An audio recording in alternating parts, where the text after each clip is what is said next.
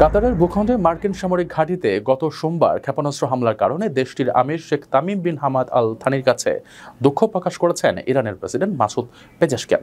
আমিরের দফতর থেকে এক বিবৃতিতে জানানো হয়, মঙ্গলবার টেলিফোনে কথা বলেছেন দুই নেতা।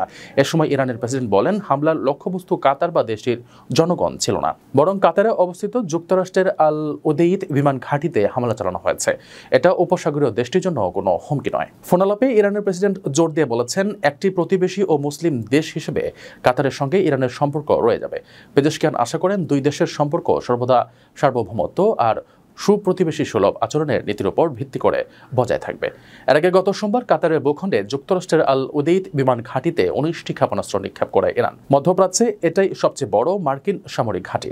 কাতারের স্বরাষ্ট্র মন্ত্রণালয়ের কর্মকর্তারা জানান, কাতারের প্রতিরক্ষা বাহিনী 18টি ক্ষেপণাস্ত্র নিষ্ক্রিয় করে। প্রিয় প্রবাসী, আপনার নিরাপদ ভবিষ্যতের জন্য অর্ধেক দামে আজই ফ্ল্যাট বুকিং করুন। ঢাকায় প্রবাসী সিটি দিচ্ছে সীমিত সময়ের স্পেশাল অফার। জমি ও ফ্ল্যাট একসাথে। যোগাযোগ করুন স্ক্রিনে দেওয়া নম্বরে।